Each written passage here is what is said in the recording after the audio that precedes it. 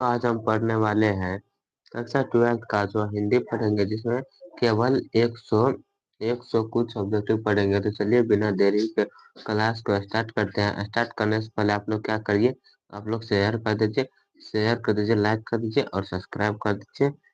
और जो नए बच्चे हैं वो लोग कमेंट करिएगा। और सबसे फर्स्ट ऑब्जेक्टिव में चलने से पहले आप लोग से एक चीज कहना चाहते हैं कि आप लोग जो पिछले वाला नहीं देखे होंगे वो आप लोग प्लीज करके देख लीजिएगा। तो सबसे फर्स्ट ऑब्जेक्टिव में चलते हैं। सबसे फर्स्ट ऑब्जेक्टिव में क्या करा है कि बाल कृष्ण भट्ट की रचना बातचीत क्या है। तो बाल कृष्ण भट्ट जी की रचना जो है वह रचना कौन सी है, तो बातचीत है। बातचीत जो है वह पाठ की विधा कौन सी है। ऑप्शन ए में क्या करा है, एकांकी। ऑप्शन डी में क्या करा है, कहानी। ऑप्शन सी में क्या करा है, यात्रा स्मरण। ऑप्शन डी में क्या करा है, ललित निबंध। तो आप लोग कमेंट करके बताइए कि बालकृष्ण भट्ट जी की जो है रचना वह बातचीत वह क्या है। तो बालकृष्ण भट्ट जी की जो रचना है बातचीत वह पाठ की विधा क्या है, तो ललित निबंध है। चलिए क्वेश्चन नंबर सेकेंड में चलते हैं। क्वेश्चन नंबर सेकेंड में क्या कराए, बालकृष्ण भट्ट किस युग के निबंधकार थे। तो आप लोग कमेंट करके बताइएगा कि बालकृष्ण भट्ट जो थे वह किस काल के निबंधकार थे। तो ऑप्शन एम क्या कराए कि प्रसाद युग। ऑप्शन बी में क्या कराए कि भारतेंदु युग। ऑप्शन सी में क्या कराए कि दवी वेदी युग। ऑप्शन डी में क्या करा कि स्वतंत्र स्वतंत्र त्रेतर युग। आप लोग कमेंट करके बताइए कि बालकृष्ण भट्ट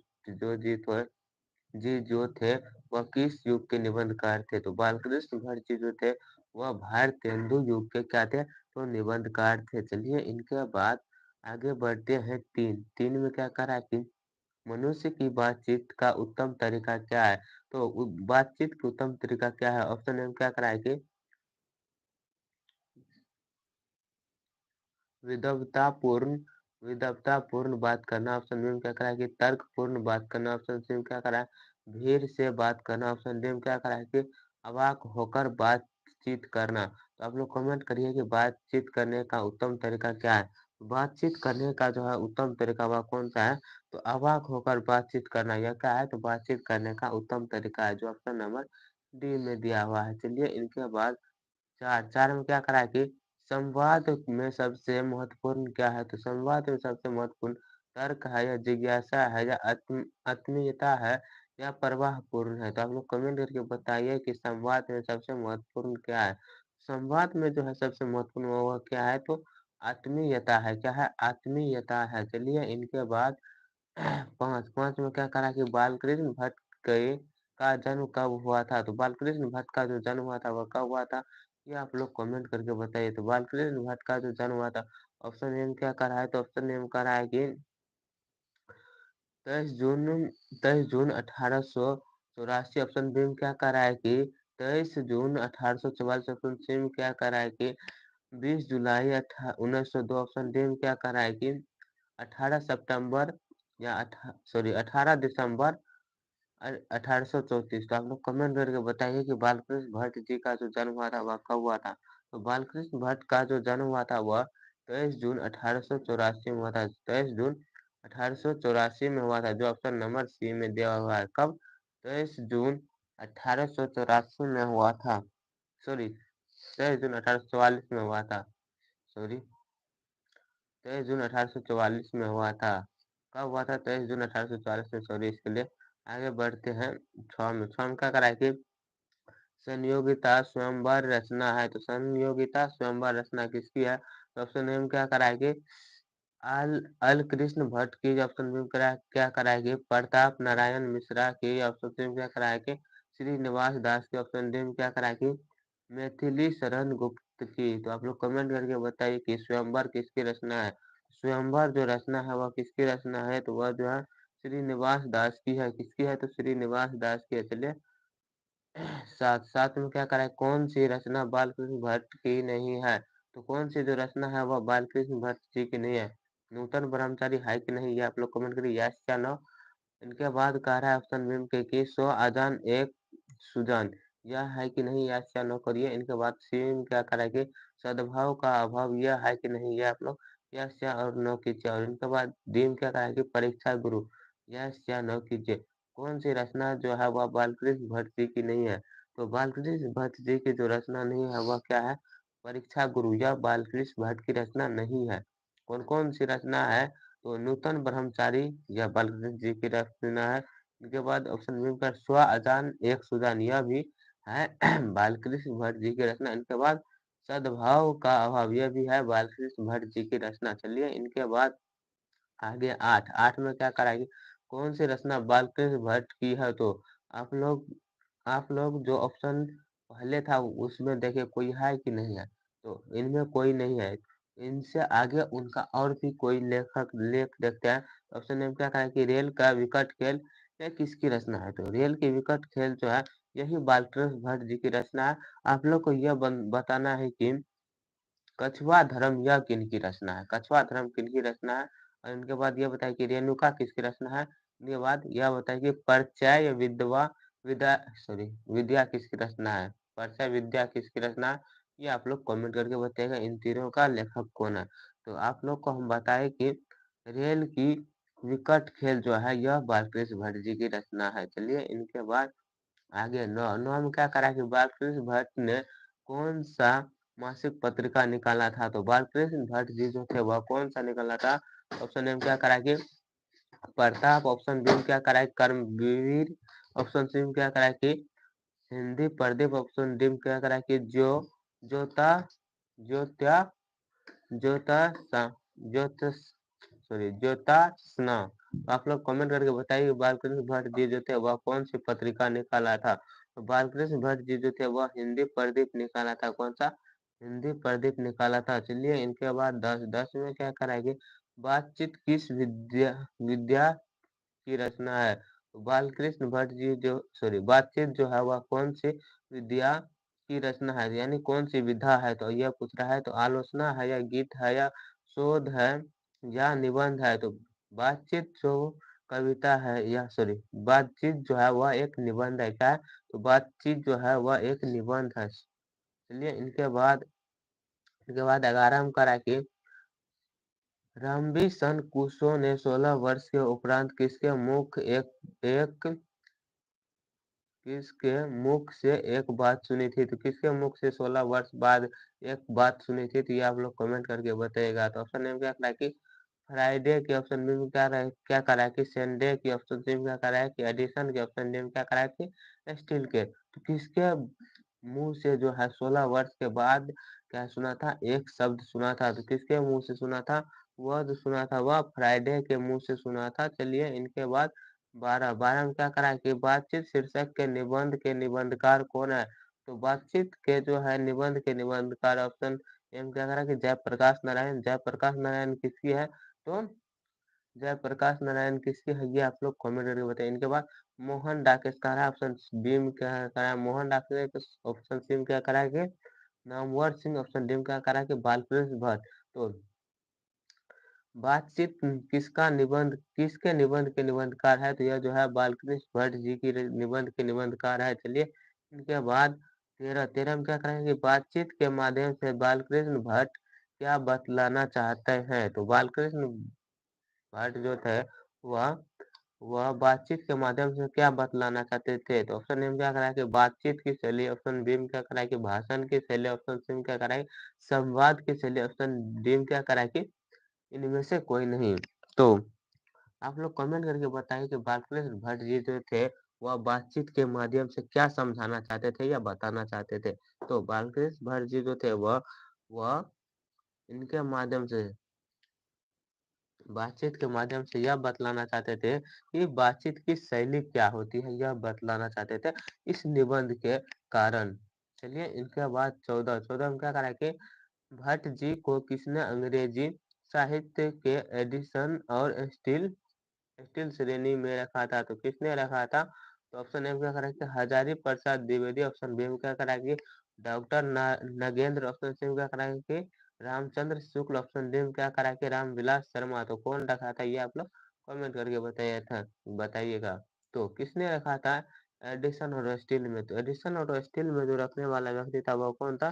तो रामचंद्र शुक्ल जी था। चलिए इनके बाद आगे 15 में क्या करा कि बालकृष्ण भट्ट का निवास स्थान कौन सा है? तो बालकृष्ण भट्ट जी का जो है निवास स्थान वह लखनऊ उत्तर प्रदेश है, या इलाहाबाद उत्तर प्रदेश है, या मथुरा उत्तर प्रदेश है, या वाराणसी उत्तर प्रदेश है? तो आप लोग कमेंट करके बताइए कि बालकृष्ण भट्ट जी का जो है मूल निवास स्थान कहाँ पर है? तो बालकृष्ण भट्ट जी का जो है निवास स्थान वह इलाहाबाद यूपी में है, इलाहाबाद उत्तर प्रदेश में है। चलिए इनके बाद 16 में क्या करा कि बालकृष्ण भट्ट ने किस पत्रिका का संपादन किया था? तो बालकृष्ण भट्ट जी जो थे वह आर्यावर्त का क्या था, या हुंकार का क्या था, या पंजाब केसरी का क्या था?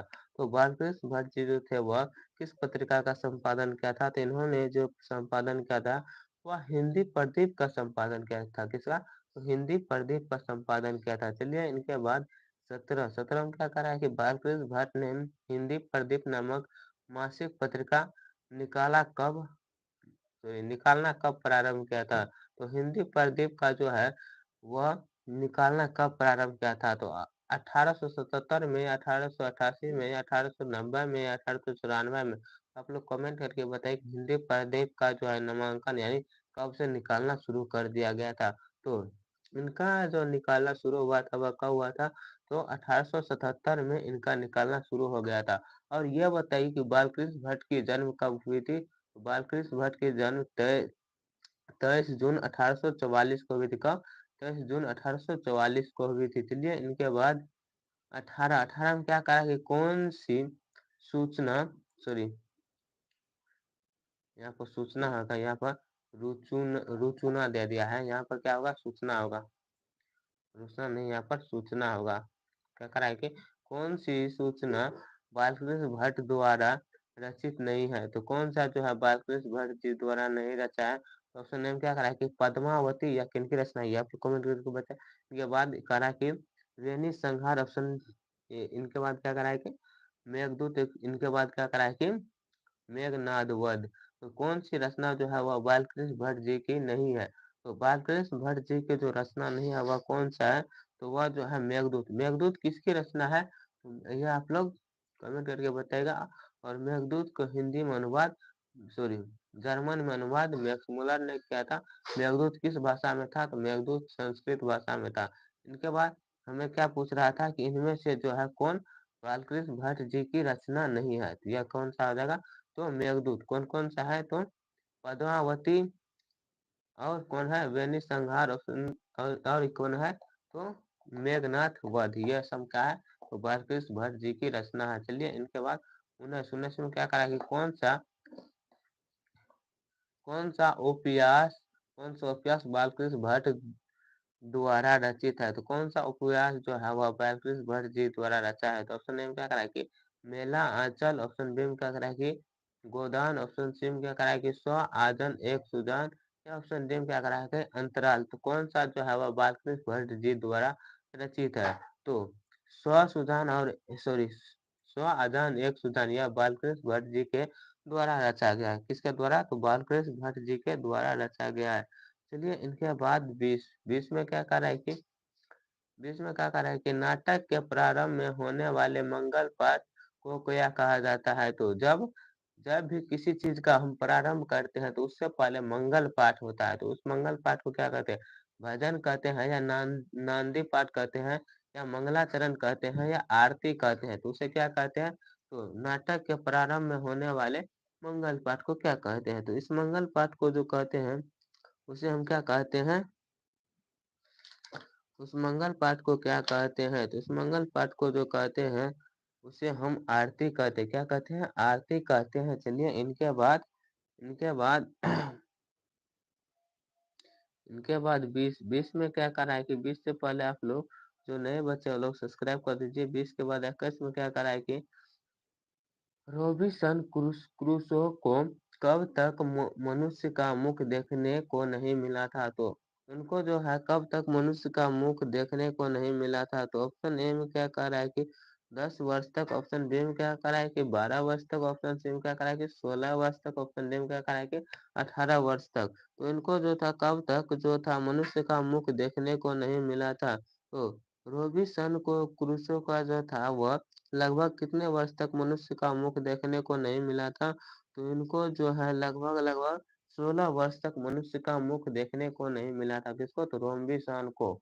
चलिए इनके बाद इनके बाद 22 में क्या करा कि बोलने से ही मनुष्य मनुष्य के रूप का साक्षात्कार होता है। यह किसने कहा था? तो यह किसने कहा था कि बोलने से मनुष्य का जो है क्या होता है? साक्षात्कार होता है। ऑप्शन ए क्या?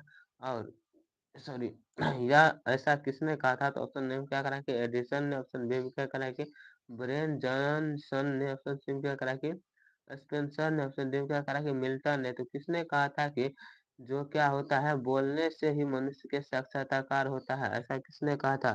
तो ऐसा जो कहने वाला व्यक्ति था वह कौन था?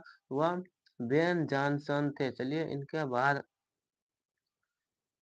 बाद आगे बढ़ते हैं। 23 में क्या कह रहा है कि असल बातचीत सिर्फ दो व्यक्तियों में ही हो सकती है, यह किसका मत है? तो ऐसा किसने कहा था कि असल बातचीत जो है वह केवल दो व्यक्तियों के बीच ही हो सकती है?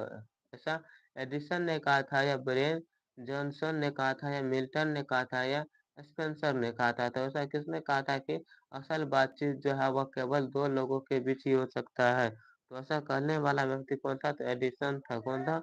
एडिसन था। चलिए इनके बाद 24 में क्या करा कि एडिसन के अनुसार असल बातचीत कितने लोगों के बीच होता है?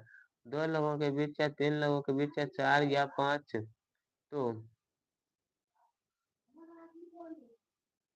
तो कितने लोगों के बीच जो है वह बातचीत होती है? असल बातचीत जो है वह कितने लोगों के बीच होती है? वह जो है मात्र दो लोगों के बीच असल बातचीत होती है। कितने लोगों के बीच? जो दो लोगों के बीच असल बातचीत होती है, जो ऑप्शन नंबर ए में दिया हुआ है। चलिए इनके बाद 25 में क्या करा कि बातचीत से मन किस प्रकार का हो जाता है? क्रोधपूर्ण हो जाता है, या भारी और बोझिल हो जाता है, या हल्का या स्वच्छ हो जाता है, या इनमें से कोई नहीं? तो बातचीत के दौरान जो है, या बातचीत करने से जो हमारा मन कैसा हो जाता है? हमारा मन जो है हल्का और स्वच्छ हो जाता है। चलिए 26 में क्या कहा है? किसके न होने से सृष्टि गूंगी प्रतीत होता है?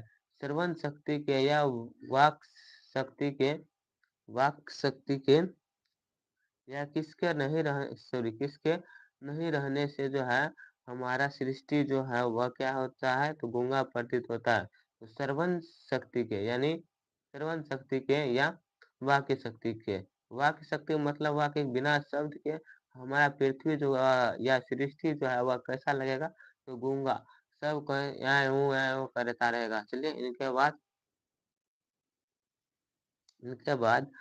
27 में क्या करा कि आर्ट ऑफ कन्वेंशन कहाँ के लोगों में सर्वाधिक प्रचलित है? तो आर्ट ऑफ कन्वेंशन, सॉरी कन्वें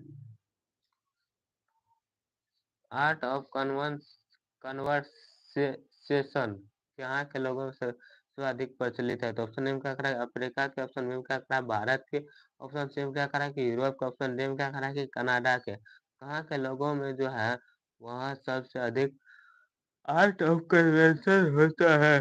तो आर्ट ऑफ कन्वेंशन जो है सबसे अधिक वहाँ कहाँ के लोगों के बीच होता है? तो वह जो है यूरोप के लोग में ज्यादा से ज्यादा, बेसी से बेसी आर्ट ऑफ कन्वेंशन होता है, यानी ज्यादा से ज्यादा होता है। चलिए इनके बाद 28 में क्या करा कि बालकृष्ण भट्ट किस काल के रचनाकार है?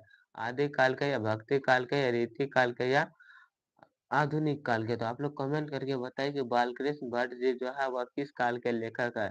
बालकृष्ण भट्ट जी जो है वह किस काल के लेखक है? तो बालकृष्ण भट्ट जी जो है वह आधुनिक काल के लेखक है। और किस युग के लेखक है? तो भारतेंदु युग के लेखक है।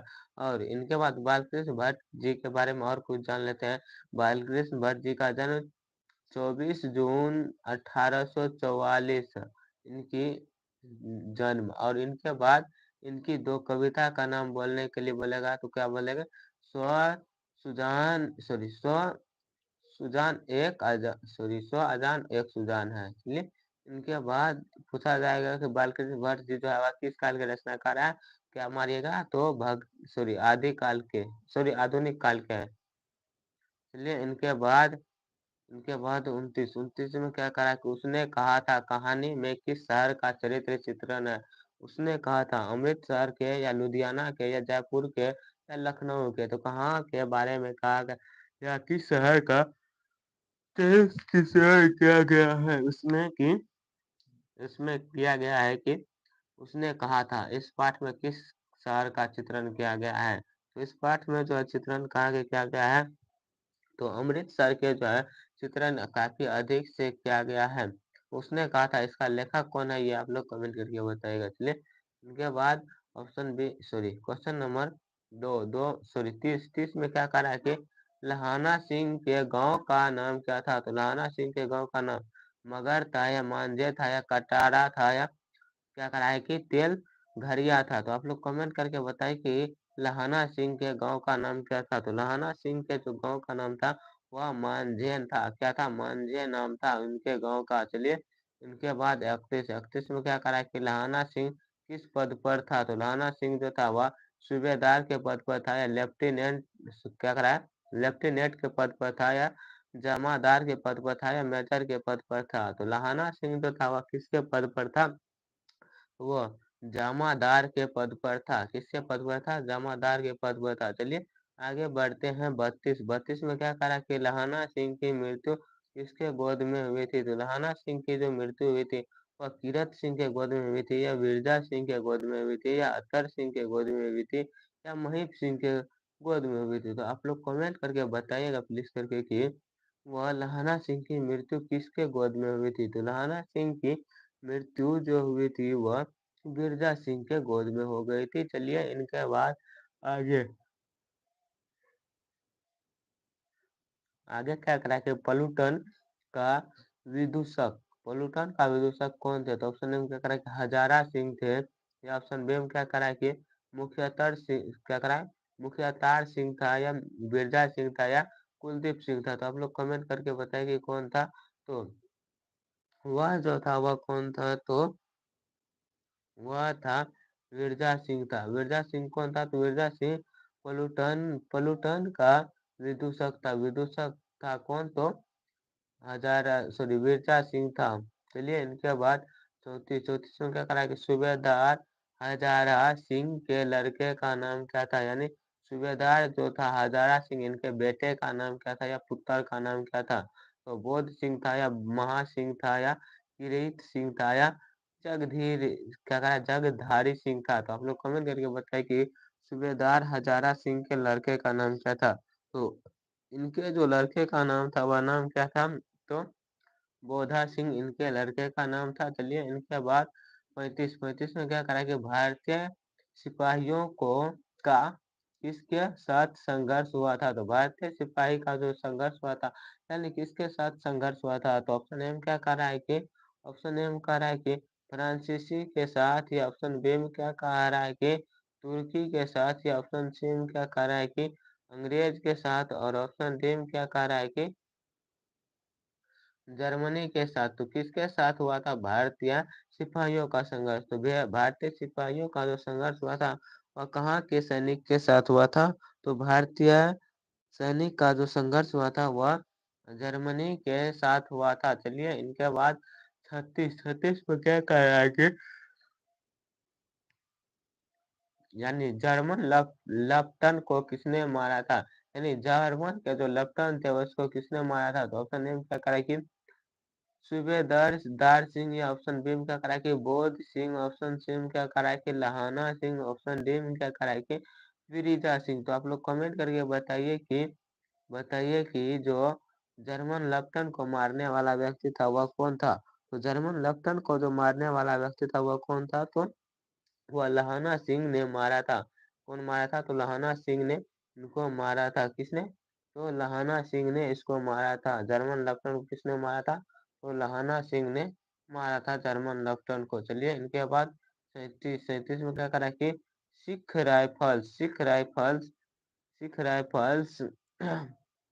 राइफल्स के सिख राइफल्स के जमादार लहाना सिंह सिंह का क्या करा है नंबर क्या था?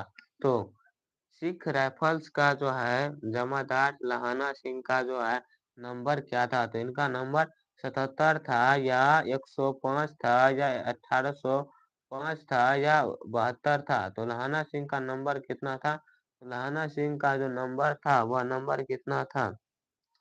तो लहाना सिंह का नंबर जो था वह नंबर कितना था? तो लहाना सिंह का नंबर 77 नंबर था। चलिए इनके बाद 38 में क्या करा कि सर सरकार ने सूबेदार के जमीन कहाँ दी, तो सूबेदार को जो है सरकार जमीन कहाँ पर दी थी, तो सूबेदार को जो है सरकार ने जमीन ऑप्शन ए में क्या करा है कि संजलपुर में दी थी, या ऑप्शन बी में क्या करा है कि अलाव अलाव क्या करा अलावलपुर में दी थी, या ऑप्शन सी में क्या करा है कि जमालपुर में दी थी, या ऑप्शन डी में क्या करा है कि लायलपुर में दी थी। क्या लायलपुर में दी थी? तो आप लोग कमेंट करके बताइए कि सूबेदार को जो जमीन सरकार ने कहाँ पर दिया था, सूबेदार को जो सरकार ने जमीन दिया था वह कहाँ पर दिया था, तो ने सूबेदार को जो है सरकार ने जमीन वह लायलपुर में दिया था। कहाँ पर? लायलपुर में दिया था। चलिए इनके बाद 39 में क्या करा कि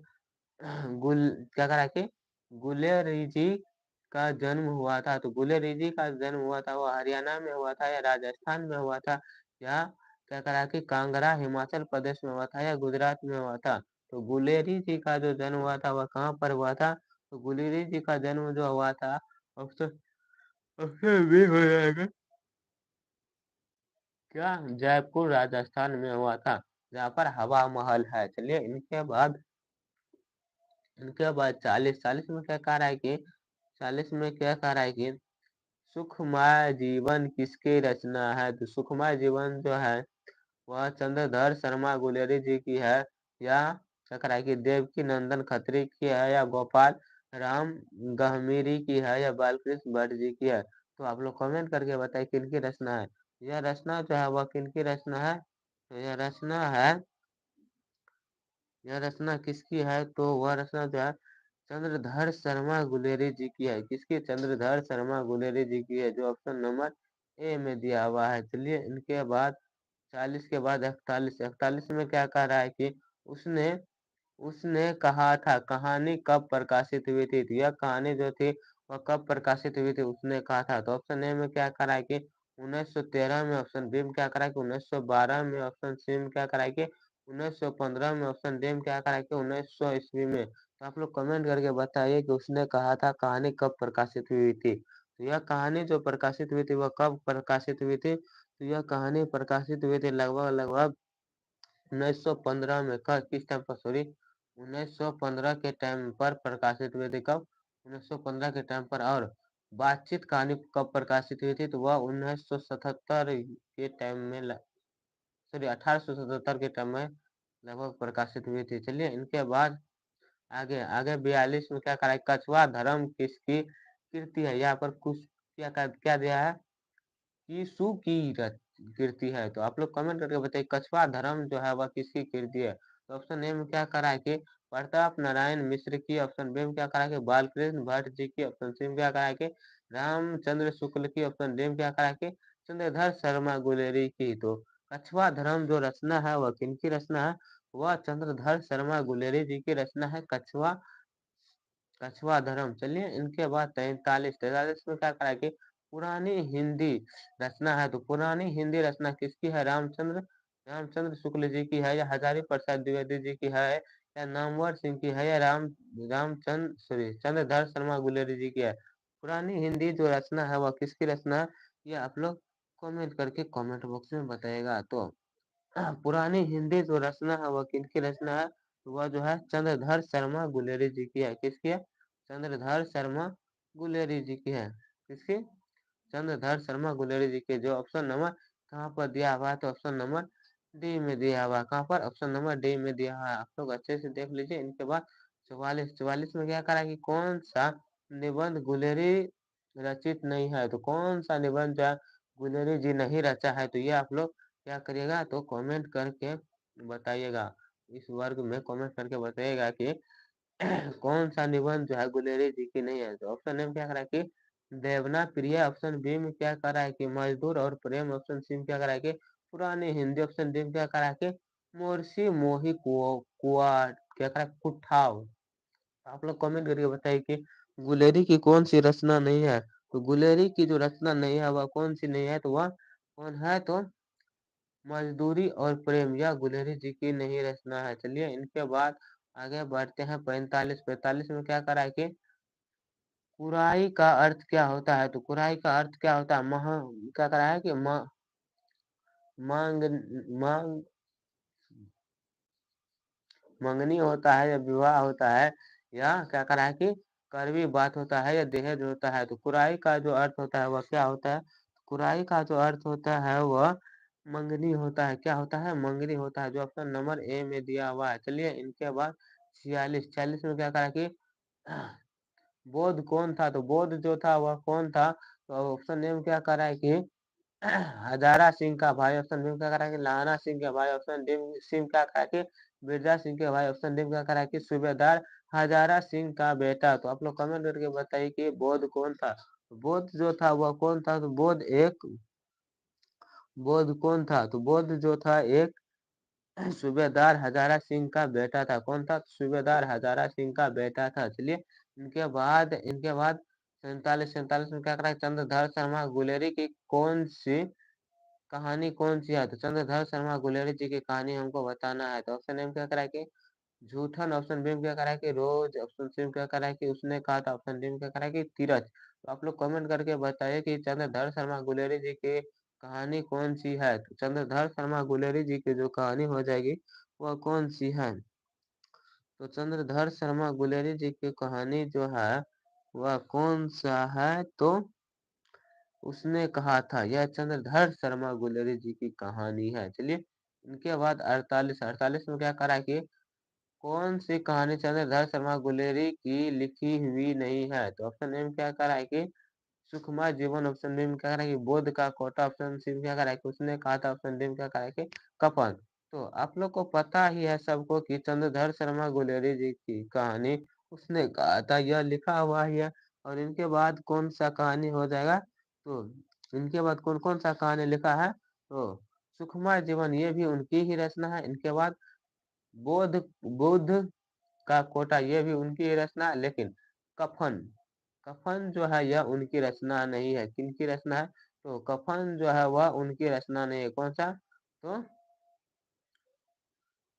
कफन कफन उनकी रचना नहीं है, जो ऑप्शन नंबर डी में दिया हुआ है। चलिए इसके बाद 49 में क्या कहा कि गुलेरी जी किस गांव के मूल निवासी थे? तो ऑप्शन ए में क्या करा कि फतेहपुर। ऑप्शन बी में क्या करा है गुलेर। ऑप्शन सी में क्या करा है कि मनेर। ऑप्शन डी में क्या करा है कि गहमर सिंह, सॉरी गहमर। तो आप लोग कमेंट करके बताइए गुलेरी जी की जो था वह किस गांव के मूल निवासी थे? तो गुलेरी जी जो थे वह किस गांव के थे? तो वह गुलेर के थे। कहाँ के थे? तो गुलेर के थे गुलेरी जी। चलिए इनके बाद 50 में क्या करा कि उसने कहा था। किसने कहा था? सॉरी उसने कहा था कहानी के कहानीकार कौन है?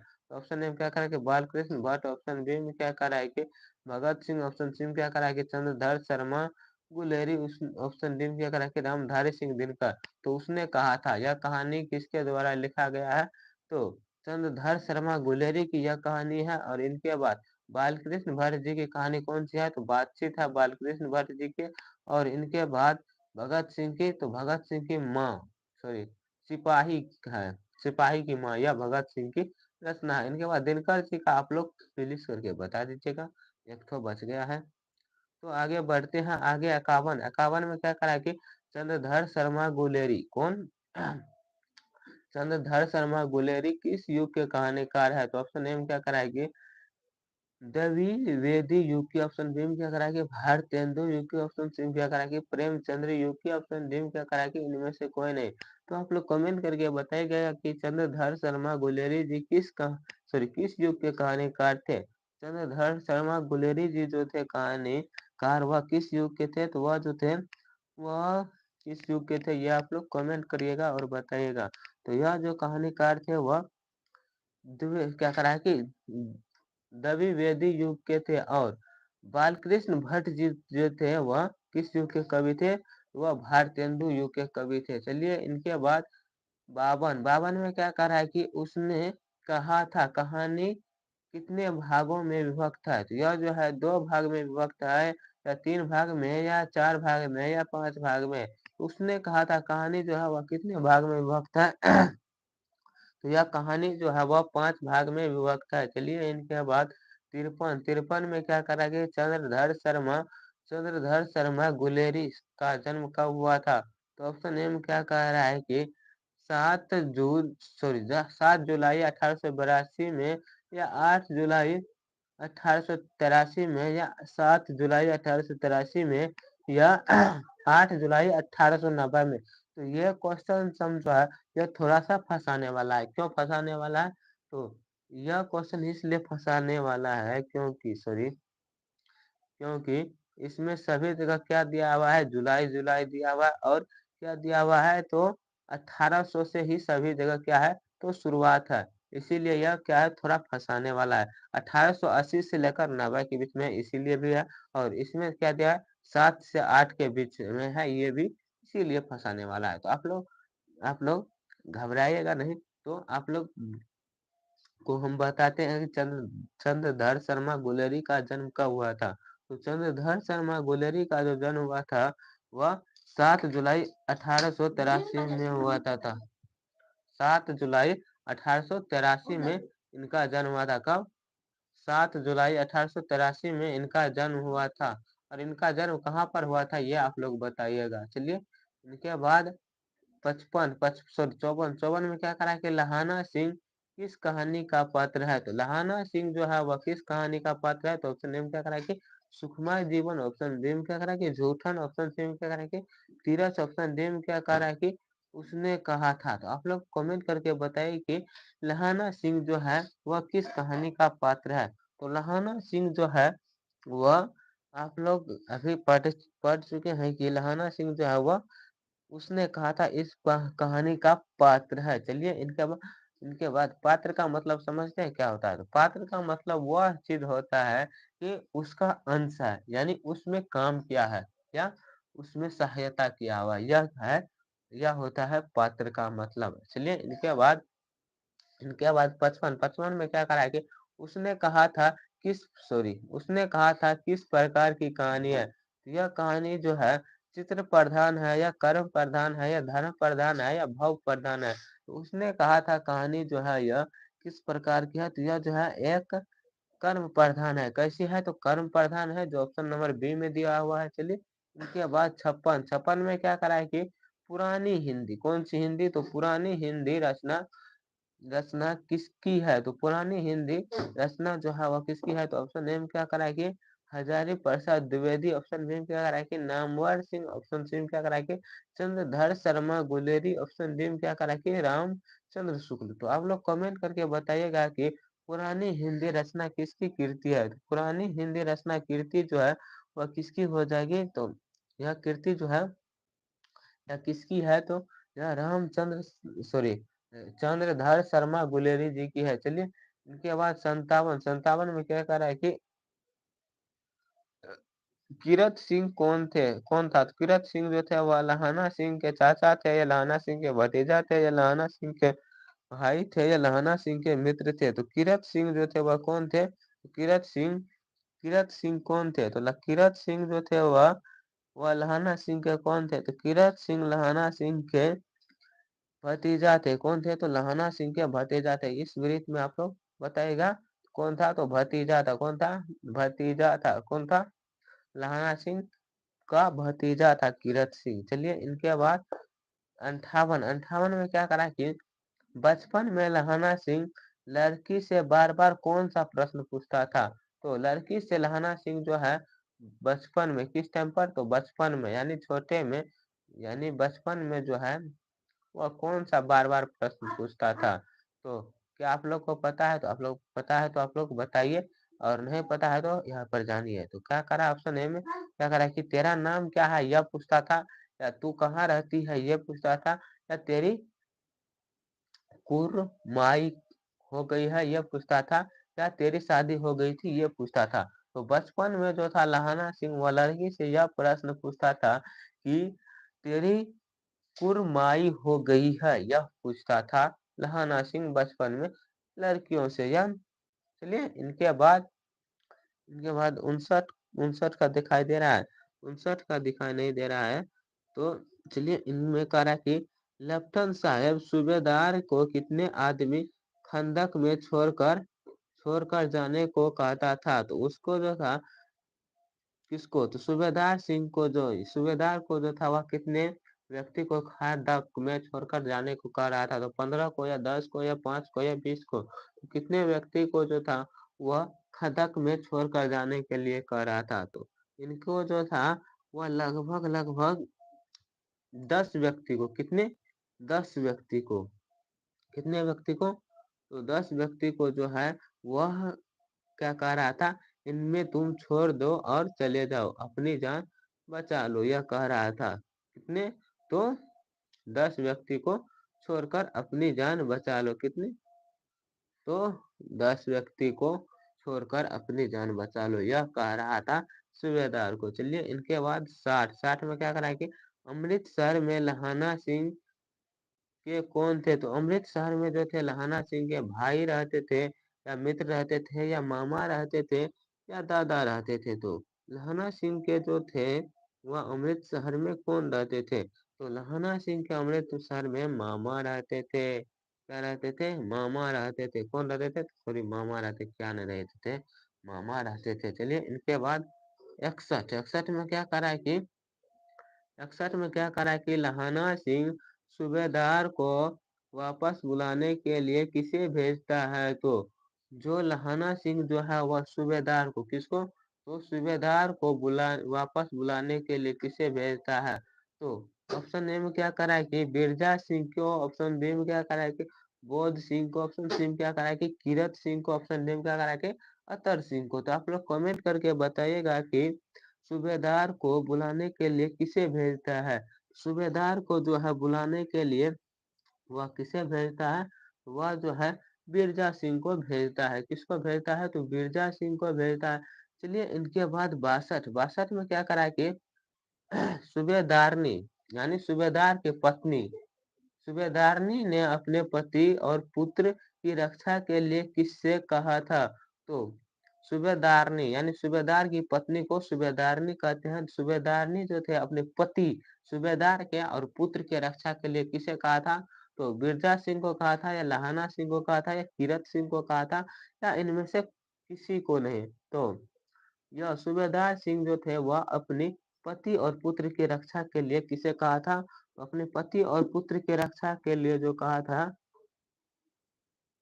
वह लहाना सिंह को कहा था। किसको, तो लहाना सिंह को कहा था। चलिए इनके बाद 63 में क्या करा कि लहाना सिंह का सिर अपना गोद में लेकर कौन बैठा था, तो लहाना सिंह का जो है सिर अपने गोद में लेकर कौन बैठा था, तो ऑप्शन ए में क्या करा कि हजार हजारी सिंह, ऑप्शन बी में क्या करा है किरत सिंह, ऑप्शन सी में क्या करा है कि मिर्जा सिंह, ऑप्शन डी में क्या करा है कि अतर सिंह। तो कौन जो था अपने गोद में सिर को लेकर बैठा था, तो कौन था, तो वह जो था वह कौन था, सिर को लेकर गोद में बैठा था, तो वह मिर्जा सिंह था। कौन था, तो मिर्जा सिंह जो था वह अपने गोद में लेकर बैठा था लहाना सिंह के सिर को। चलिए यानी सिर का मतलब हुआ कि पूरा गर्दन से ऊपर। चलिए इनके बाद 64 में क्या करा कि लहाना सिंह के मामा कहाँ के रहने वाले थे, तो आप लोग को पहले भी बता चुके हैं, चंडीगढ़ के या अमृतसर के या लुधियाना के या जयपुर के। तो सबको पता है कि लहाना सिंह के सॉरी मामा जो है वह अमृतसर के रहने वाले हैं। चलिए इनके बाद 65 में क्या करा कि अब ये पूछ रहा है कि उसने कहा था यह कहानी कब रिलीज हुई थी या कब प्रकाशित, कब, किस वर्ष रचना हुई थी या किस वर्ष लिखा गया था, तो 1915 में या 1920 में या 1922 में या 1925 में। तो उसने कहा था यह कहानी किस वर्ष प्रकाशित हुआ था, तो यह कहानी जो प्रकाशित हुआ था या रिलीज हुआ था, यह किस वर्ष रिलीज हुआ था या प्रकाशित हुआ था, तो यह जो था 1915 के टाइम में रिलीज हुआ था। चलिए इनके बाद 66 में क्या करा कि उसने कहा था अभी न जाने कितने मीलों इस देश की जनता को जाना है, तो ऐसा किसने कहा था कि अभी न जाने कितनों मील देश के जनता को जाना है, ऐसा करमचंद महात्मा गांधी ने कहा था या डॉक्टर राजेंद्र प्रसाद ने कहा था या जवाहरलाल नेहरू ने कहा था या लाल बहादुर शास्त्री ने कहा था, तो ऐसा कहने वाला व्यक्ति कौन था कि अभी न जाने कितने मील जो है लोगों को चलना पड़ेगा या देश के जनता को चलना पड़ेगा, ऐसा किसने कहा था, तो ऐसा जो कहने वाला व्यक्ति था वह कौन था, तो वह जो था जवाहरलाल नेहरू था, मोतीलाल नेहरू के पुत्र, किसके पुत्र, तो मोतीलाल नेहरू के यानी बेटा थे। मोतीलाल नेहरू के बेटा थे कौन? जवाहरलाल नेहरू। और ये राजेंद्र प्रसाद भारत के प्रथम कौन थे? ये आप लोग बताइएगा, उन्हें बताने वाले हैं। चलिए इनके बाद 67 में क्या करा है कि किस अस्पताल में दिनकर का निधन हुआ था? तो दिनकर जी का जो निधन हुआ था तो किस अस्पताल में हुआ था? तो ऑप्शन ए में क्या करा है कि अपोलो अस्पताल में, ऑप्शन बी में क्या करा है श्री राम नर्सिंग होम में, ऑप्शन सी में क्या करा है कि पीएमसीएच पटना में, या ऑप्शन डी में क्या करा है कि क्या करा है कि विली विली गडन नर्सिंग होम में। तो आप लोग कमेंट करके बताइए कि इनका जन्म किसका? तो रामधारी सिंह दिनकर, सॉरी कौन था? तो रामधारी सिंह दिनकर। इनका मृत्यु कहाँ पर हुई थी? तो इनका जो मृत्यु हुआ था वह कहाँ पर हुआ था? रामधारी सिंह दिनकर का तो इनका जो मृत्यु हुआ था वह किस हॉस्पिटल में हुआ था? तो इनका जो मृत्यु हुआ था वह पीएमसीएच पटना में मृत्यु हुआ था, और इनका जन्म भी वहीं पर हुआ था, पटना में ही हुआ था। चलिए इनके बंदरघाट में हुआ था, लेकिन इनका जन्म। इनके बाद क्या करा है कि 68 में करा है कि जयप्रकाश नारायण को किसके दलाल कहा जाता है? तो जयप्रकाश नारायण रूस के दलाल कहा जाता है, या ब्रिटेन का, या जापान का, या अमेरिका का? जयप्रकाश नारायण जो है दलाल कहाँ के कहा जाता है? जयप्रकाश तो जयप्रकाश नारायण जो है वह कहाँ के क्या कहा जाता है? तो दलाल। वह जो है यूनाइटेड किंग अमेरिका के जो है क्या कहा जाता है? तो वह दलाल कहा जाता है। और जयप्रकाश नारायण कौन थे? तो जयप्रकाश नारायण एक छात्र आंदोलक थे, और इससे हम किस नाम से जानते हैं? तो लोक नायक के नाम से जानते हैं। किसके नाम से? तो लोक नायक के नाम से जानते थे, और इन्होंने ही छात्र आंदोलन किया था। कब?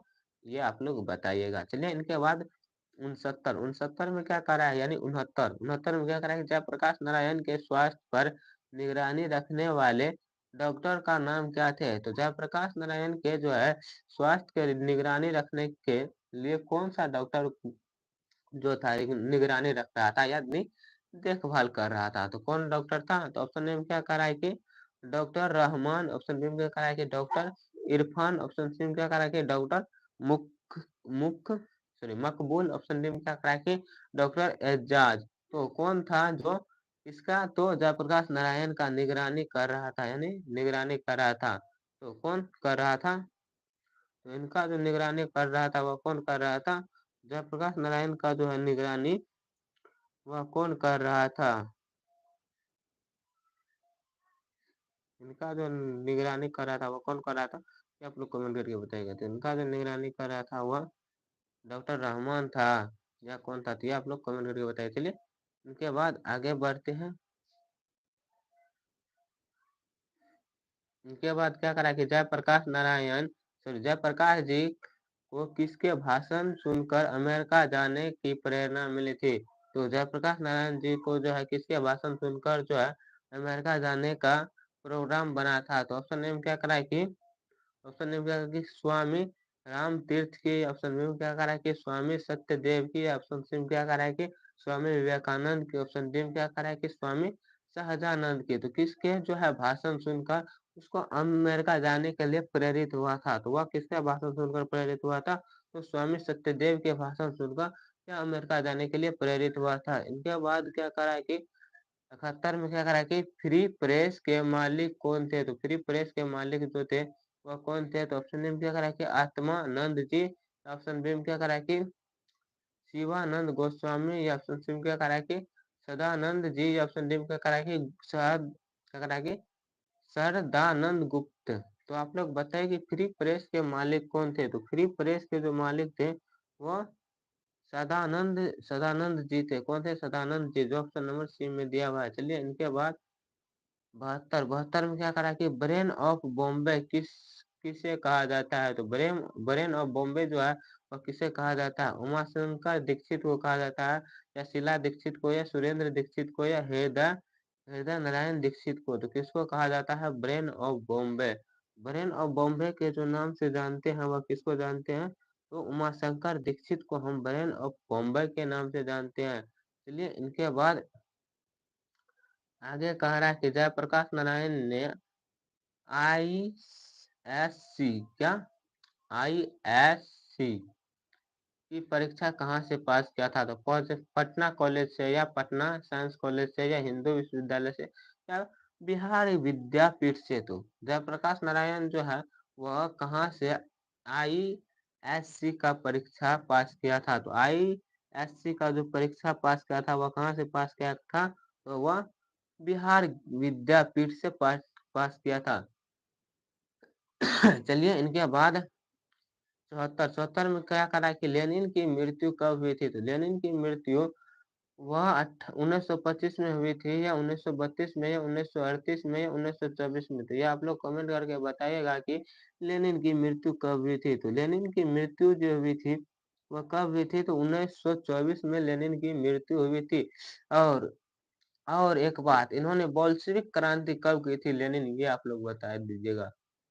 चलिए इनके बाद 75 में क्या करा कि जयप्रकाश जी मार्क्सवादी कब बने? तो जयप्रकाश नारायण जी जो थे वो मार्क्सवादी कब बने थे? तो 1928 में बने थे या 1927 में या 1938 में या 1924 में? तो जयप्रकाश नारायण जी जो थे मार्क्सवादी वह किस वर्ष बने थे? तो या मार्क्सवादी जो बने थे वह लगभग 1924 में ही यह मार्क्सवादी बन गए थे। जिस वर्ष लेनिन की मृत्यु हुई इसी वर्ष ये क्या बन गया? तो मार्क्सवादी बन गए थे। इनके बाद ये बता दीजिए हमको कि कार्ल मार्क्स का जन्म कब हुआ था? तो कार्ल मार्क्स का जन्म 1883 में लगभग इनका जन्म हुआ था कार्ल मार्क्स का। और इनकी मृत्यु कब हुई थी ये आप लोग कमेंट कर दीजिएगा। इनके बाद 76 में क्या करा कि फनीस क्या करा कि फनीस वर नाथ रेणु की पुस्तक है। तो फनी फनीश्वर नाथ रेणु की पुस्तक कौन सी है? ऑप्शन ए में क्या करा कि सत्यकाम, ऑप्शन बी में क्या करा है कि कुरुक्षेत्री, ऑप्शन सी में क्या करा है कि उस जनपद का कवि यह है या मेला आंचल यह है? तो आप लोग कमेंट करके बताएं कि फणीश्वर नाथ रेणु की पुस्तक कौन सी है? तो फणेश्वर नाथ रेणु की पुस्तक जो है वह मेला आंचल है। चलिए इनके बाद सॉरी इनके बाद 77 में क्या करा है कि 1974 में बिहार प्रदेश के मुख्यमंत्री कौन थे? तो जिस टाइम छात्र आंदोलन हो रहे थे तो उस टाइम जो थे बिहार प्रदेश के यानी बिहार के मुख्यमंत्री कौन थे? तो ऑप्शन में क्या करा है कि बाल कृष्ण क्या करा है कि कृष्ण बल्लभ सहाय थे या अब्दुल गफूर थे या अनुग्रह नारायण सिंह थे या महामाया प्रसाद थे? तो जिस टाइम पर छात्र आंदोलन हो रहे थे बिहार में या उस 1974 के टाइम में जो थे एक दिन के लिए पूरा इंडिया बंद हो गया था। तो उस टाइम जो था बिहार के मुख्यमंत्री कौन थे? तो बिहार के जो मुख्यमंत्री थे वह कौन थे? तो उस टाइम के बिहार के मुख्यमंत्री अब्दुल गफूर थे। कौन थे? अब्दुल गफूर थे। चलिए इनके बाद 78 में क्या करा है कि किसे लोक नायक नायक होगा, यहाँ पर नायको दे दिया है। तो लोक नायक के नाम से किसे जानते हैं? तो लोक नायक के नाम से महात्मा गांधी को जानते हैं या जयप्रकाश नारायण को या महाकवि जयसी को या बाल गंगाधर तिलक को? तो इसे हम जानते हैं लोकनायक के नाम से। तो लोकनायक के नाम से जो है हम जयप्रकाश नारायण को जानते हैं और महात्मा गांधी को बापू के नाम से और बाल गंगाधर तिलक को किस नाम से जानते हैं ये आप लोग कमेंट करिएगा।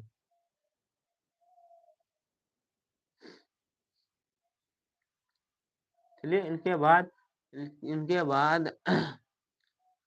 79 में क्या करा है कि जयप्रकाश नारायण का जन्म कब हुआ था? यहाँ पर जन्म दे दिया है, जन्म कब हुआ था? तो आप लोग कमेंट करके बताइए कि जयप्रकाश नारायण का जन्म कब हुआ था? तो 11 अक्टूबर 1902 को या 8 अक्टूबर 1904 को या 8 सितंबर 1903 को या 8 अक्टूबर 1902 को? तो आप लोग कमेंट करके बताएं कि जयप्रकाश नारायण का जो जन्म हुआ था वह कब हुआ था? जयप्रकाश नारायण का जो जन्म हुआ था वह 11 अक्टूबर 1902 को हुआ था। कब? 11 अक्टूबर 1902 को हुआ था।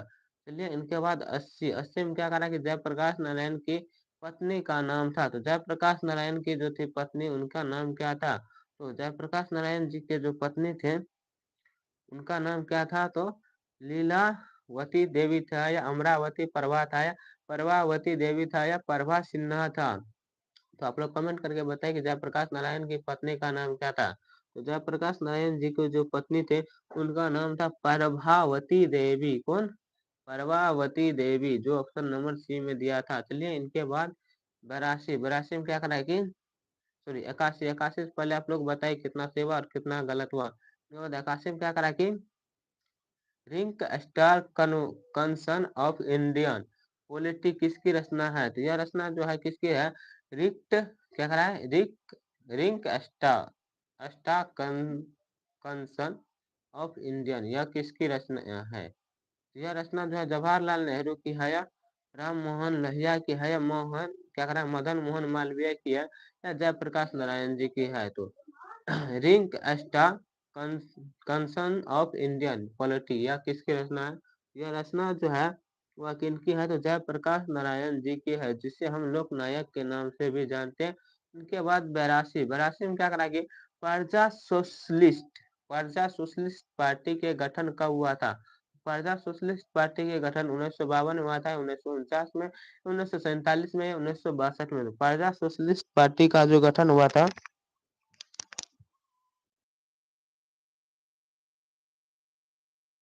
लोग बताइए कि प्रजा सोशलिस्ट पार्टी का गठन कब हुआ था? प्रजा सोशलिस्ट पार्टी का गठन कब हुआ था? 1952 में हुआ था, या 1949 में, या 1947 में, या 1962 में? तो प्रजा सोशलिस्ट पार्टी का जो गठन हुआ था वह कब हुआ था? तो प्रजा सोशलिस्ट पार्टी का गठन वह 1952 में हुआ था। चलिए इनके बाद 83 में क्या करा कि जयप्रकाश नारायण को भारत रत्न की उपाधि दी गई। यहाँ पर रत्न होगा, यहाँ पर रल दे दिया है। भारत रत्न की उपाधि कब दी गई थी? तो 1990 में, 1998 में, या 1978 में, 1974 में? तो जयप्रकाश नारायण जी को जो है भारत रत्न की उपाधि कब दी गई थी? तो जयप्रकाश नारायण जी को जो है भारत रत्न की उपाधि वह 1998 में दी गई थी। कब? 1998 में दी गई थी। चलिए इनके बाद 84 में क्या करा कि उर्वशी किसकी रचना है? तो उर्वशी जो है वह रामधारी सिंह दिनकर की है, या मोहनलाल महतो वियोगी की है, या सुमित्रा नंदन पंत की है, या जयशंकर प्रसाद की है? तो उर्वशी जो रचना है वह किसकी रचना है? तो उर्वशी जो रचना है वह रामधारी सिंह दिनकर की रचना है। चलिए इनके बाद 85 में क्या करा कि माटी की मूर्तें रचना किसकी है? तो माटी की मूर्त जो रचना है वह रामधारी सिंह दिनकर की है, या रामवृक्ष बेनीपुरी की है, या ऑप्शन सी में क्या करा कि गजानन माधव मुक्ति बोध की है, या क्या करा कि RC प्रसाद सिंह की है? तो आप लोग कमेंट करके बताएं कि माटी की मूर्त किसकी रचना है। तो माटी की जो मूर्त रचना है वह रामवृक्ष बेनीपुरी की है। चलिए इनके बाद 86 में क्या करा कि दिनकर जी किस लिए प्रसिद्ध है? तो दिनकर जी जो है वह साहित्य के रचना के लिए है, या संगीत के लिए है, या मूर्ति निर्माण के लिए है, या उपन्यास लेखन के लिए है? तो आप लोग कमेंट करके बताएं कि दिनकर जी जो है वह किस लिए प्रसिद्ध है। तो दिनकर जी जो है वह साहित्य के रचना के लिए प्रसिद्ध है, यानी साहित्य के रचना के लिए दिनकर जी को जानते हैं। चलिए इनके बाद 87 में क्या करा कि जयप्रकाश नारायण को भारत की जनता किस नाम से याद करते हैं? तो आप लोग को पहले ही बता चुके हैं कि भारत की जनता जो है जयप्रकाश नारायण को समाज नायक के नाम से जानते हैं, या देश नायक के नाम से, या लोक नायक के, या जन नायक से। तो आप लोग को हम पहले भी बता चुके हैं। तो आप लोग इस डिब्बा को जो है आप लोग भरिएगा। तो इस डिब्बा में जो सही है वो आप लोग लिख कर भरिए। चलिए इनके बाद 88 में क्या करा है कि जयप्रकाश नारायण ने संपूर्ण क्रांति वाला ऐतिहासिक भाषण कहाँ और कब दिया था? तो संपूर्ण क्रांति वाला जो है ऐतिहासिक भाषण वह कब दिया था? तो इलाहाबाद में 5 जून 1977 को, या रांची में 5 जून 1975 को, या जमशेदपुर में 5 जून 1973 को, या पटना में 5 जून 1974 को? तो आप लोग कमेंट करके बताएं कि जो जयप्रकाश नारायण संपूर्ण क्रांति का ऐतिहासिक वाला भाषण कब दिया था? तो यह भाषण जो दिया था वह कब दिया था? तो यह भाषण कब दिया था ये आप लोग कमेंट करके बताएगा। तो यह जो दिया था पटना में दिया था। कब? पटना में दिया था 5 जून 1974 में। और 1974 में ही क्या लगा था? तो कर्फ्यू लगा था, कर्फ्यू, जो पूरा भारत उस दिन बंद था। इनके बाद 89 में क्या करा? जयप्रकाश नारायण के बचपन का नाम क्या था? बीटू था, या कीटू था, या बीटू था, या कीटू था, या बाउल था, या मोनू था। तो आप लोग कमेंट करके बताइए कि जयप्रकाश नारायण का जो था बचपन का नाम क्या था। तो जयप्रकाश नारायण जी के जो है बचपन का नाम, उनके बचपन का नाम क्या था? तो इनके बचपन का जो नाम था वह बाउल नाम था। क्या था? तो बाउल नाम था। चलिए इनके बाद नब्बे में क्या करा कि जयप्रकाश नारायण ने किस साल छात्र आंदोलन का नेतृत्व किया था? तो किस साल जो है छात्र आंदोलन का नेतृत्व किया था? 1973 में या 1974 में, सॉरी 76 में या 74 में या 1977 में? तो आप लोग कमेंट करके बताइए कि छात्र आंदोलन का नेतृत्व कब किया था, यानी छात्र आंदोलन कब शुरू किया था या किस वर्ष किया था। तो छात्र आंदोलन जो जयप्रकाश नारायण जी किया था वह कब किया था? तो यह 1974 का टाइम था। किस टाइम था? तो 1974 का टाइम था। इस टाइम जो था भारत का प्रधानमंत्री कौन था, ये आप लोग को बताना है।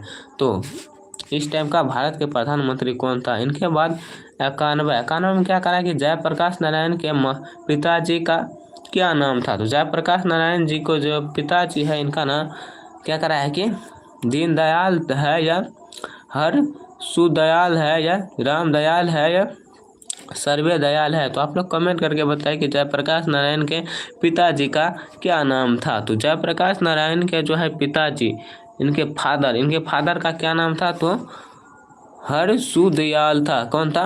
हरसुदयाल था। चलिए इनके बाद जो ऑप्शन नंबर बी में दिया था। चलिए इनके बाद 92 में क्या करा है कि जयप्रकाश नारायण रचित पाठ का नाम क्या है? तो जयप्रकाश नारायण जी जो है उसने कहा लिखा था या जय जूठन लिखा था या संपूर्ण क्रांति या शिक्षा लिखा था। तो जयप्रकाश नारायण जी जो था वह संपूर्ण क्रांति लिखा था। क्या? संपूर्ण क्रांति।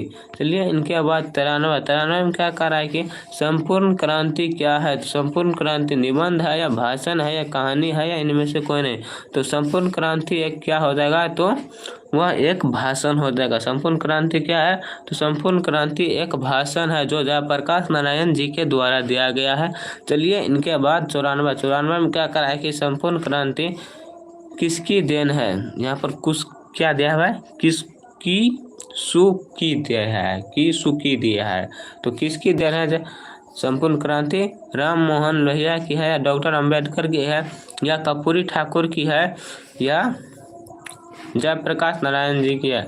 तो किसकी है दिया हुआ संपूर्ण क्रांति? तो जयप्रकाश नारायण जी की है, जिसे हम लोक नायक के नाम से भी जानते हैं। चलिए इनके बाद 95 में क्या करा है कि संपूर्ण क्रांति पाठ में दिया गया भाषण किसका है? तो यहाँ पर भी वही भाज है। तो संपूर्ण क्रांति में पाठ में दिया गया भाषण जो है जयप्रकाश नारायण की है या रामधारी सिंह दिनकर की है या भगत सिंह की है या इनमें से कोई नहीं। तो संपूर्ण क्रांति पाठ में जो है दिया गया भाषण यह कहाँ किसकी है? तो यह भाषण जो है वह जयप्रकाश नारायण जी की है। चलिए इनके बाद 96 में क्या करा कि जयप्रकाश नारायण का जन्म कहाँ हुआ था? तो जयप्रकाश नारायण जी का जन्म जो हुआ था राघोपुर दयार में हुआ था या सिताब दयार में हुआ था या बलिया में हुआ था या छपरा में हुआ था। तो जयप्रकाश नारायण जी का जो जन्म हुआ था वह कहाँ पर हुआ था? तो जयप्रकाश नारायण जी का जन्म वह कहाँ पर हुआ था? तो वह इनका जो जन्म हुआ था वह सिताब दयार में हुआ था, जो ऑप्शन नंबर बी में दिया हुआ है। चलिए इनके बाद 74 में क्या करा है कि 1974 में छात्र आंदोलन का नेतृत्व किसने किया था? तो छात्र आंदोलन का नेतृत्व जो था वह जॉर्ज क्या करा कि फर्नांडिस ने किया था या देवीलाल ने किया था या कर्पूरी ठाकुर ने या जयप्रकाश नारायण ने? तो छात्र आंदोलन का नेतृत्व करने वाला जयप्रकाश नारायण जी थे। चलिए इनके बाद 98 में क्या करा है कि संपूर्ण क्रांति की शुरुआत कब हुआ था? तो 1974 में हुआ था या 1975 में हुआ था या 1976 में हुआ था या 1977 में हुआ था? तो सबको पता है कि संपूर्ण क्रांति 1974 में शुरू हुआ था। चलिए इनके बाद 99 में क्या करा कि जयप्रकाश नारायण को समाज सेवा के लिए किस पुरस्कार से सम्मानित किया गया था? तो जयप्रकाश नारायण का जो है अर्जुन पुरस्कार दिया था या नोबेल पुरस्कार दिया था या क्या करा है कि मैग्सेसे सम्मान दिया था या गांधी सम्मान दिया था? तो जयप्रकाश नारायण को जो है वह कौन सा सम्मान दिया गया था या कौन सा पुरस्कार दिया गया था? तो इनको जो पुरस्कार दिया गया था वह कौन सा था? तो मैग्सेसे सम्मान दिया गया था, जो ऑप्शन नंबर सी में दिया हुआ है। चलिए इनके बाद इनके बाद 100 में क्या करा कि जयप्रकाश नारायण ने मद्रास में अपने किस मित्र के साथ रुके थे? तो गंगा बाबू के साथ रुके थे, या दिनकर जी के साथ, या ईश्वर आचार्य के साथ, या भगवान अय्यर के साथ। सॉरी, अय्यर नहीं है, अय्यर है। तो किसके साथ रुके थे अपने मित्र? उसका नाम क्या था? तो उसका जो नाम था ईश्वर आचार्य था। क्या? सॉरी, अय्यर था, ईश्वर अय्यर था। उनके साथ वह रुके थे। चलिए, इनके बाद और कुछ ऑब्जेक्टिव बचने दीजिए। इनके बाद ये आप लोग जो है ये नोट्स हमारे से कैसे ले सकते हैं, इनके बारे में थोड़ा सा जान लेते हैं 2 सेकंड में। तो आप जो है इस नोट्स को हमारे इस नंबर पर मैसेज करके ले सकते हैं, जो है 82 94 36 43 65। इस नंबर पर आप मैसेज करिएगा और आपको नोट्स मिल जाएगा। कौन सा नंबर है यहाँ पर हम लिख देते हैं, तो वह नंबर है, कौन सा है? तो 82 94 36 43 65 है। चलिए, आप लोग इस नंबर पर मैसेज करिएगा तो आप लोग को नोट्स मिल जाएगा। चलिए, इनके बाद 101 में क्या करा कि जयप्रकाश नारायण के अनुसार देश का अवशिष्ट क्या करा कि अवशिष्टा किसके हाथ में है? तो नेताओं के हाथ में है, नई पीढ़ी के हाथ में है, या नई पीढ़ी के हाथ में है, या किसके हाथ में है? तो देश का अवशिष्टा जो है वह किसके हाथ में है? तो नई पीढ़ी के हाथ में है देश की अवशिष्टा। चलिए, 102 में क्या करा कि दिनकर जी किसके घर पर दिल का दौरा पड़ा था? तो दिनकर जी को जो था वह किसके घर पर दिल का दौरा पड़ा था? तो ऑप्शन में क्या करा कि रामनाथ जी गोयनका के यहाँ पर, या गंगा बाबू के, या जयप्रकाश नारायण के, या ईश्वर अय्यर के। तो किसके यहाँ पर जो है दिनकर जी को जो क्या पड़ा था? दिल का दौरा पड़ा था। तो इनको जो दिल का दौरा पड़ा था वह गंगा बाबू के यहाँ पड़ा था, जो ऑप्शन नंबर बी में दिया हुआ है। कहाँ पर है? तो बी में दिया हुआ है। चलिए, इनके बाद 102 में क्या करा कि संपूर्ण क्रांति का नारा किसने दिया था? तो ये सबको पता है, लोकनायक भाई, जिससे हम जयप्रकाश नारायण जी भी कहते हैं। चलिए, इनके बाद 103 में क्या कहा है कि जयप्रकाश नारायण ने बिहार विद्यापीठ में कौन सा परीक्षा पास किया था? तो यह पहले भी पढ़ चुके थे, ISC परीक्षा। उस टाइम पर पूछा था क्या? जयप्रकाश नारायण ने ISC का परीक्षा किससे पास किया था? तो उस टाइम क्या मारे थे? तो ज्ञानपीठ। और अभी पूछ रहा है कि सॉरी, विद्यापीठ उस टाइम पर मारे थे, और अभी क्या पूछ रहा है? तो विद्यापीठ। तो विद्यापीठ पूछ रहा है, तो वह ISC का परीक्षा पास किया था। किसका? ISC का। उस टाइम विद्यापीठ मारे थे, और अभी हम क्या मारे हैं? तो अभी हम मारे हैं ISC का। चलिए, इनके बाद 104 में, सॉरी यहाँ पर दोनों में 103 ही टाइप हो गया, और 104 होगा। तो 104 में क्या करा कि पुलिस के बड़े उच्च अधिकारी के किसके मुंह से सुना था कि जय प्रकाश नारायण नहीं होते तो बिहार जल गया होता? तो ऐसा किसने कहा था? तो दिनकर जी ने कहा था, या बेनीपुरी ने कहा था, या गोयान ने कहा था, या दीक्षित ने कहा था? तो ऐसा किसने कहा था? तो ऐसा जो कहने वाला व्यक्ति था वह कौन था? तो बेनीपुरी था। चलिए, इनके बाद 105 होगा, यहाँ पर 104 ही दे दिया है, तो 105 यहाँ पर होगा। तो 105 में क्या कहा कि जयप्रकाश नारायण किसका मित्र का किसकी मित्रता ठोस मानते थे? पुराने ज़माने के, या नए ज़माने के, या क्या करा कि अंडरग्राउंड ज़माने के, या इनमें से कोई नहीं? तो किस ज़माने की मित्रता को यह काफ़ी ठोस यानी काफ़ी मजबूत मानते थे, या मजबूत मानते थे? किस ज़माने की मित्रता को, तो वह किस ज़माने की मित्रता को मानते थे? तो ये आप लोग कमेंट करके बताए। चलिए, इसके बाद 106 होगा, तो 105 यहाँ पर टाइप हो गया है। तो 105 में क्या करा कि जयप्रकाश नारायण किसको भाई कहते थे? दिनकर जी को, या जवाहरलाल नेहरू जी को, या क्या करा है कि रामनाथ गोयकनाथ को, या क्या करा है कि गंगा बाबू को? तो किसको जो है जयप्रकाश नारायण जी भाई कहते थे? तो किसको कहते थे? तो यह जो भाई कहते थे वह किसे कहते थे? तो रामनाथ गोयनका को कहते थे। चलिए, इनके बाद ख़त्म हो गया। ख़त्म होने से पहले आप लोग बताइए कितना सही हुआ। कुल 105 हुआ। 105 में आप लोग बताइएगा कितना सही हुआ और कितना गलत हुआ। और चलिए, आप लोग को ये नोट्स कैसे लेना है, तो इस नोट्स के बारे में आप लोग को पहले भी बता चुके हैं कि हमारे इस नंबर पर मैसेज करिएगा। जो नंबर क्या है?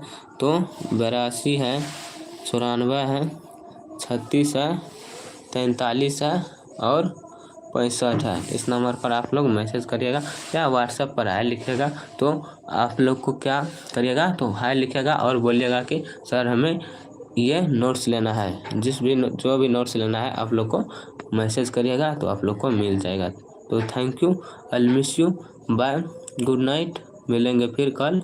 Thank you, bye, thank you for watching.